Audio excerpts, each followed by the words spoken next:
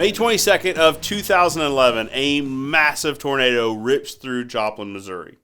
2 days later, we got a call from a national restoration company to come secure the entire perimeter. You see, there was a lot of looting going on. In fact, the local police chief had put a shoot-on-sight curfew in effect because looting was so bad, and they had to use it a couple times. Anyway, 2 days later, we were on site to secure this facility. Now, the fence was there for quite a while, as you can imagine.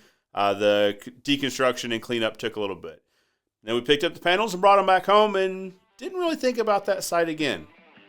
Till now. All right, guys, we're here in Joplin. We've got something like 1,600 foot worth of panels to set up on this construction site.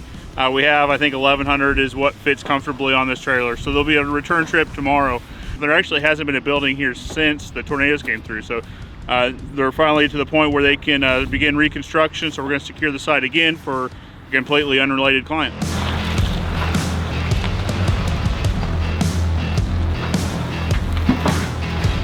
Now, this project was a little bit different than the one you guys watched a couple weeks ago in Branson. We weren't able to drive around the perimeter of this one. Took us a little bit longer, but we worked out an assembly line type of process, and 5 of us got the fence put up in roughly about 4 hours. Flags are on the inside of the pink flag where we can. Come around, all the way to the next corner that lines up with this gas station fence here. We'll come over to it. That's going to be pretty close to the footage we have on the truck. If we have anything extra, we'll probably block off the entrances for them. And then, so tomorrow you'll start there at the wood fence at the front corner, head up, down along the road to wherever we end up with panels today.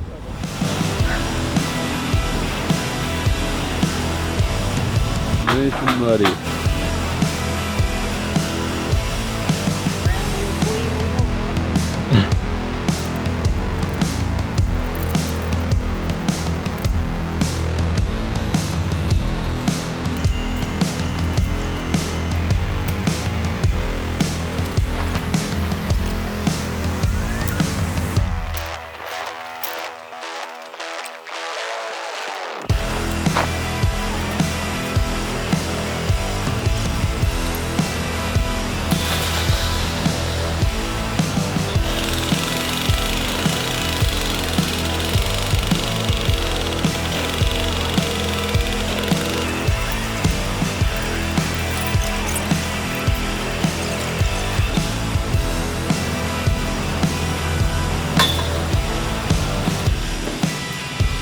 As we were backing down this mud alley area to get back to the first part of the panels, trailer's a little heavy and we got stuck in a little mud. So I had to pull forward and build up some momentum to power through the mud puddle. So how's it going so far, guys? It is going spectacular. I like the positive attitude. We got a little bit of... Joe went woozy wonky. Yep. Look good, feel good. Words of wisdom. Words of wisdom with Jace.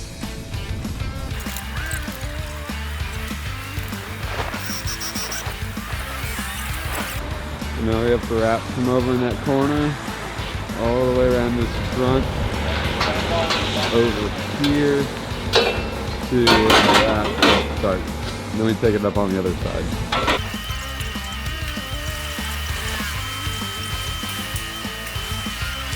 The next step, get some sandbags down to firmly secure this fence in place.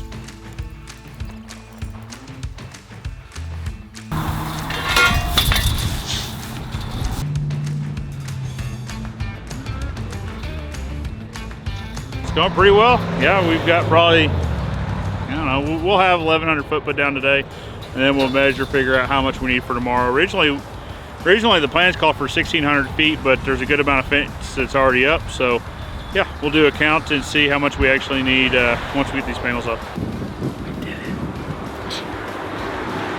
Okay, so now we're gonna tie it all up and we'll update when we're done. We've done this whole backside here. Now we just have this final stretch. Bryce is over there somewhere behind that, and then we'll be done. That is a wrap on this job. Well, almost. With all the panels put up and secured, it's Time to head back to Springfield and make a few gates. And what are you doing today, Matt?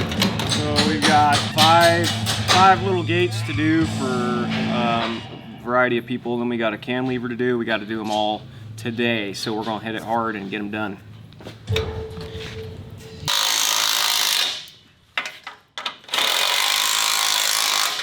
Frame it up, right? Just like normal.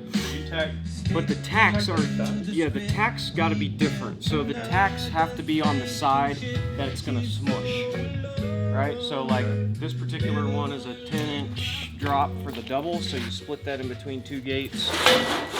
So if I would have put the tacks on this side, I see. it would have been much harder for this thing to move, right? Because that's what this piece wants to do when you move it up. So if you tack it here, it's gonna be like, so you basically just tack it on the right side on every piece. If you're standing right on the piece, right side. Go over there, right side, right side, right side.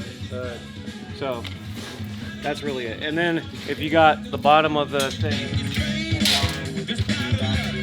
then I just go up to where it goes to 5. 5, you said? Yeah. You always just do 5 inches? No, so it depends on what the drop is, or the hill. And that's just based on the hill? Yeah, based on the hill. So this one has 10 inches of rise from the low side of the post to the high side of the post. So if you split that in between 2 gates, you got 5 and 5, then it will rise in between the 2 to 10 full or whatever. Wait, high side right? Yeah. No place for bent strands in the workplace.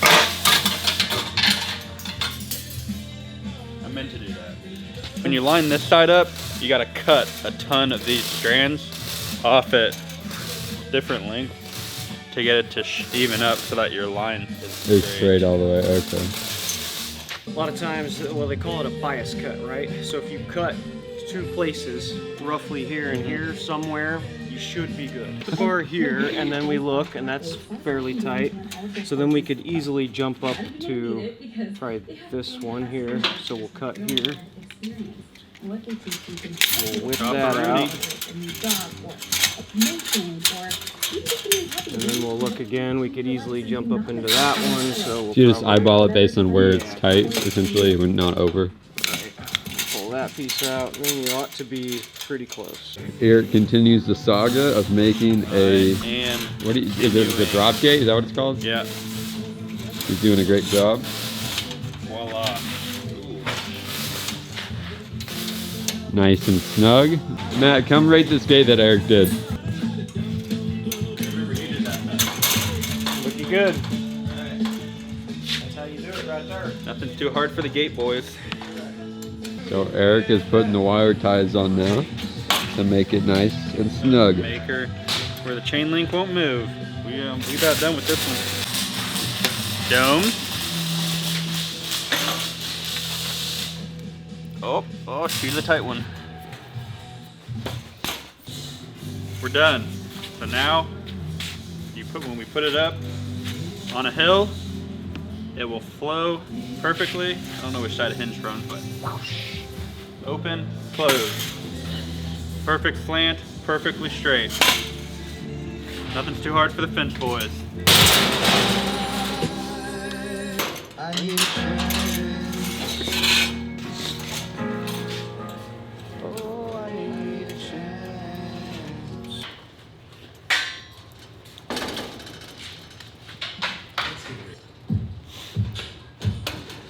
So we have a cantilever gate to make here in the shop today. We are out of 2.5 heavy, really long pieces that we would normally use, one full piece.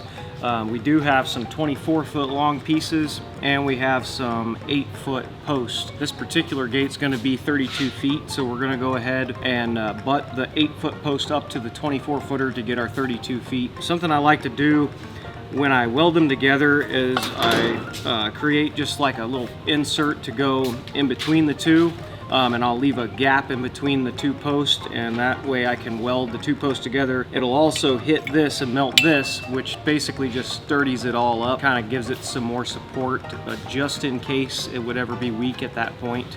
But anyway, I thought we would show you guys how that's done. So we got a 2.5 inch heavy pipe here. We have a 2 inch just scrap piece of pipe that's also heavy. If I was to just use this, it'd be a little sloppy. It really wouldn't give it a ton of extra support. There'd really be no point in doing that. Unfortunately, we don't have a pipe that fits in there super snug, so we kind of have to make one.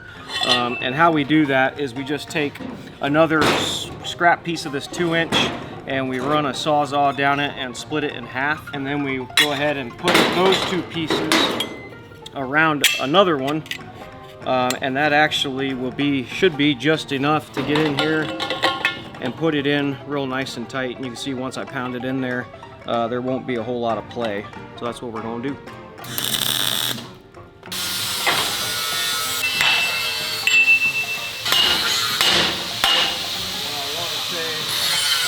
About 1/8 of an inch. Okay.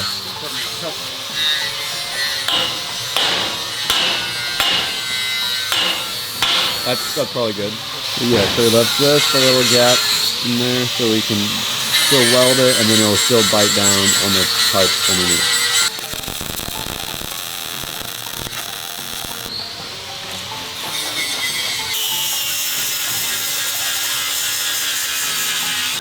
Trim it now because we left an 1/8 gap. 32 and 1/8, we cannot have that, guys. That makes sense. 1/8 matter. 1/8 matter. So does it need to be all the way down? Yeah, let's see where we're at.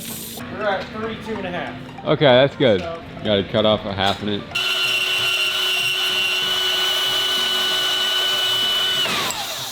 One rail done, another to go. Matt simply duplicates the process on the second rail that he used on the first rail.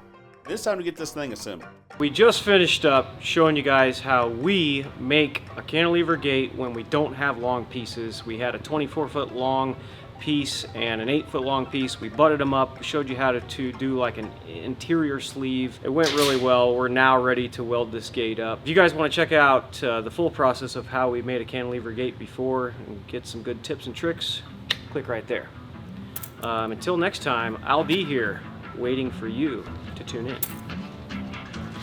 Nothing's too hard for the fence boys.